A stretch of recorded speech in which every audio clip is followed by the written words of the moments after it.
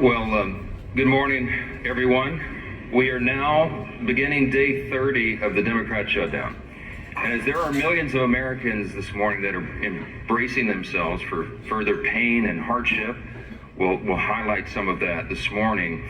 The Democrats, incredibly, are showing no signs at all that they want to end their shutdown. Now, they'll have another opportunity today. The Democrats in the Senate will have their 15th opportunity to do the right thing. We're concerned that they won't. And if they reject this for the 15th time, they will be ensuring that this shutdown continues past the November 1st deadline. And that is a fateful deadline for a number of reasons. Starting on Saturday, let me give you a list of things that this means for the American people. It means that tens of millions of American families will struggle to keep food on the table because the SNAP program benefits will run dry. It means that WIC assistance, that's women, infants, and children, the nutrition programs, will be at risk of running dry. It means that Head Start centers, which serve 60,000 children nationwide, will be at risk of closure.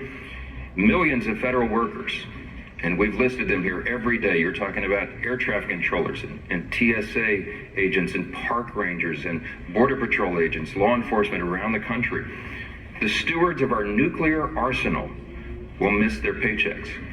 Thousands of flights, by result, will be canceled or delayed, while our borders and national security will be directly jeopardized at a very dangerous moment in world history. And our country will lose tens of billions in gross domestic product. With each passing day, the pain gets more real. And the Democrats are guaranteeing when they vote to reject our clean funding resolution. We expect they will do that again today for the 15th time. They are showing no shame whatsoever in their actions. Now, just as we clearly know what is happening, which we've recounted here every morning, the American people can never forget. We also clearly know why it's happening. And I brought a few friends. We brought some colleagues here from the state of New York and New York City to share with you about some of what's going on here. Back in March, this is very clear what happened. Let me summarize very briefly as I can. Back in March, Chuck Schumer voted for the clean CR, the same measure that's on the floor now. He did the right thing, and he went on the floor of the Senate, and he gave an impassioned speech of why we could never inflict all this pain on the American people. He meant it from his heart, and he was consistent in what he had done over his 44 years in Congress, always voting to fund the government. But when he did the right thing in March, he received an onslaught of criticism from the far left base and the Democrat Party. He almost lost his job. Many of you wrote about it.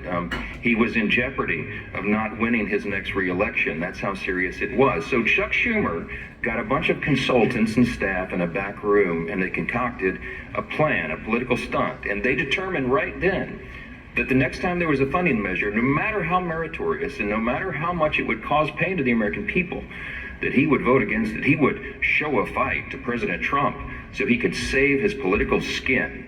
It's exactly what happened. He did this so he could prove to his base that he's showing a fight. And as a result of this charade, he has brought the Democrats to their lowest point in decades. Literally, the Democratic Party has its lowest approval rating. Democrats in Congress have their lowest approval rating ever in the history of polling. The labor unions, working class Americans, independents are fleeing his party, and they are coming to the party of common sense because they see us here trying to solve these problems. They see us here voting over and over and over to fund the government and give them their paychecks, and they see the Democrats dug in against it.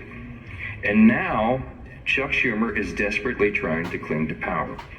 Unfortunately, when you make decisions out of fear and political desperation, you have already lost control. And the new power center in the Democrat Party is one that should frighten every common sense American. The radical socialist wing is rising. It is led by people like AOC and Bernie Sanders. Hakeem Jeffries and Chuck Schumer know this. They're smart politicians in that way. They can feel the political winds, and they know that they have to continue to act belligerently in order to gain the favor of the far left. It's their own political survival that they had put in front of the needs of the entire country. Let me say that again. The Democrat leaders in the Senate and the House have put their own political survival in front of the needs of the American people. Exhibit A is Zoran Mamdani. New York City, America's largest city, the cradle of capitalism that has always been, is facing a real crisis right now. They've got a 34-year-old, unproven, untested socialist who looks to be the next mayor. He may well be elected.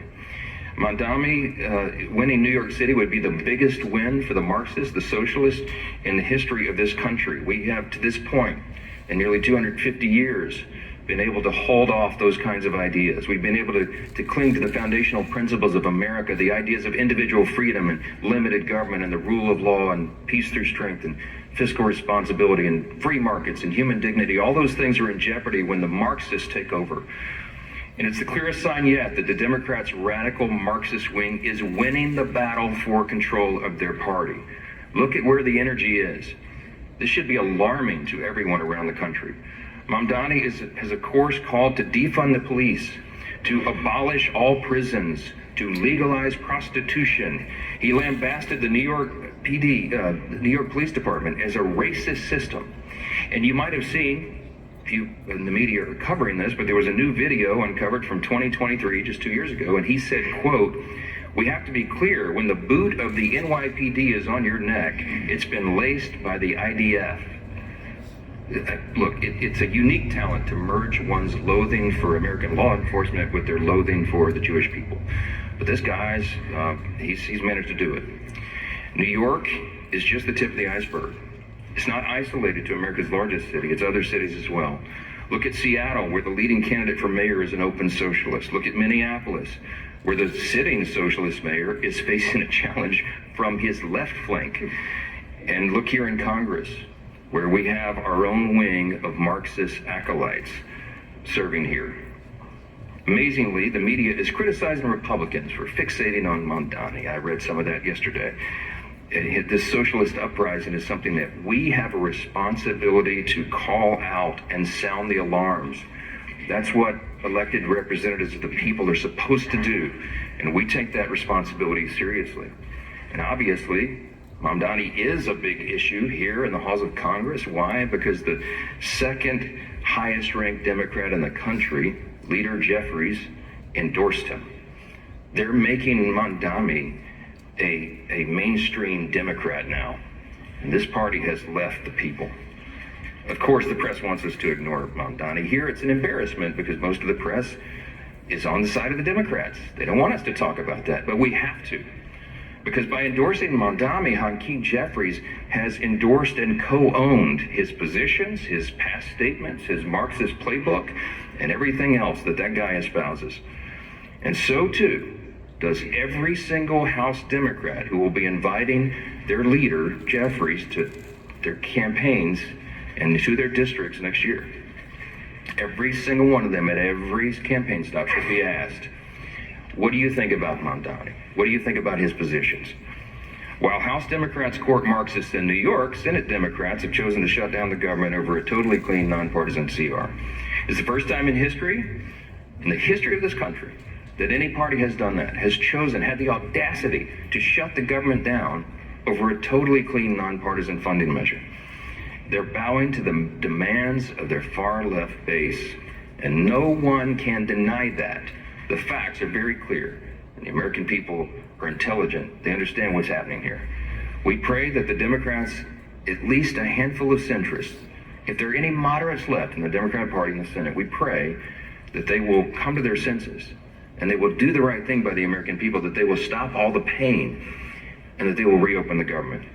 As I mentioned on Saturday, things are going to become very dire. There is one way out of this, the easy way, the obvious way, and that is for the Democrats to do their job and vote for the CR.